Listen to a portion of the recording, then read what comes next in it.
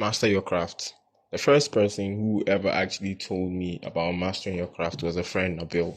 Yes. And obviously, I've heard master your craft. I've probably seen it around, but then I didn't really get what it was about. So simply put, mastering your craft is all about, becoming so good at something that it's almost impossible for you to fail at it. And I know that this seems, a little bit uh unrealistic, but then it's actually something that truly exists. Honestly, the first month of the year has been wasted. It's a wasted month because we give ourselves so much, vision, so much goals, so much things to achieve that we forget about like very, very few things. So what I'll have to say to myself for this year or for the rest of the year is to focus, to grind, and to remember to take my time. You understand? Because we are talking about mastering your craft over here, and you can't master your craft by just doing it in a month. Like, depending on what the task is, or depending on what the task at hand is. So to think about it, we'll be, planning to do so many things, achieve so many goals, and then we literally give ourselves such a very short period of time, and then we end up rushing things. I said focus, grind, and take your time, because you can't master something in an instant. It takes time. And that's where most people go wrong, and that's where most people fall short. Because people try to, speed things up. We want everything fast in this generation. People like fast food, people like fast cars, people like fast money, people like everything, people want everything to be done in an instant. But to truly master something, it takes time, it takes energy, it takes patience, it takes dedication. And that's what today's video is about. Take your time to build whatever it is you are building in life. Be it, bro, you know what you're building. I'm not gonna even give an example at this point. But you know what you want. You know what you set out to accomplish. So take your time doing it. Practice your craft over and over and over again. Master it. I'm saying master your craft because mastering your craft is literally doing it in such a way that you literally cannot, make a mistake. Or even if you mess up, the fault wouldn't be from you. You get what I'm saying? Yes. And then this is good in the sense that imagine being so good at something that whenever, there is a mistake or a problem or an error, it's not from you. It's literally from maybe something that was uncontrollable. So this also brings me to a quote. It says, control your controllables and let everything else go. You know what I'm saying? So your controllables are the things that you have control over, things that you can literally put in place to make things work. You understand? So control your controllables and let everything else go.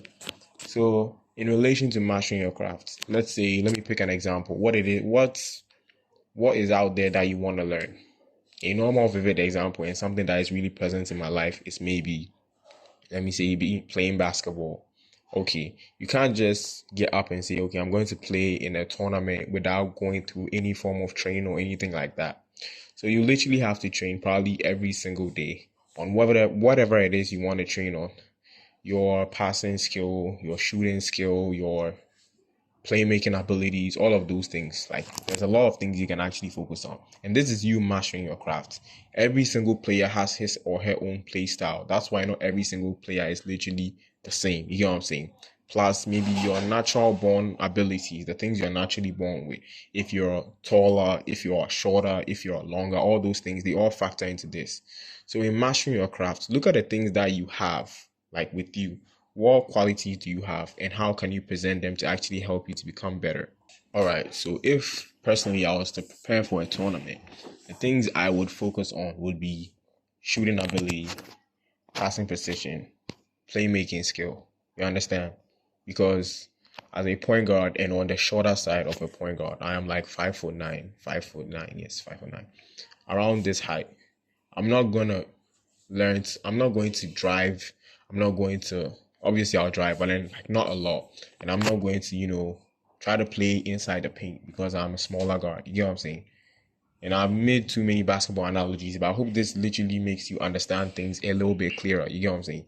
Yes. So, yes, that's me mastering my craft. So I'm going to practice on these over and over again to the point where I feel like, okay, I can't mess up. Or even if I mess up, it's literally something that was out of my control. You get what I'm saying?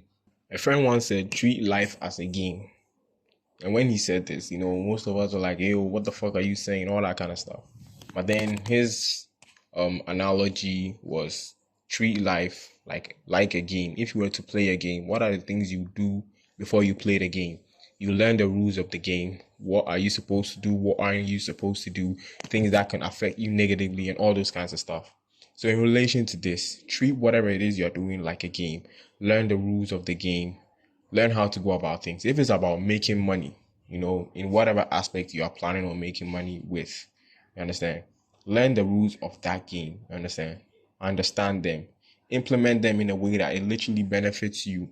You understand? Don't just do it just because you want to do it and then end up being stuck and, frustrated all the damn time. So just relax. Learn the rules of the game. Practice constantly over and over and over until you literally cannot get it wrong. And that is how to really truly master your craft. You know what I'm saying? There's this prayer I heard. And then I feel like it's also really good in relation to this topic. It says, God, grant me the serenity to know the things I can't control. Understand? And then give me the wisdom to put aside the things I cannot control. And I feel like this is really deep and it's really helpful. So yes, you should know the things you can't control, and you should be willing to put aside the things that you cannot control, the things that are out of your control. Yes, and know the difference between them. So that's what it was all about. So yes, I never like to talk too much, and then I'm done with the video for today. So if you like the video, like it, subscribe if you're new, and then there'll be another video after this. Peace, stay safe.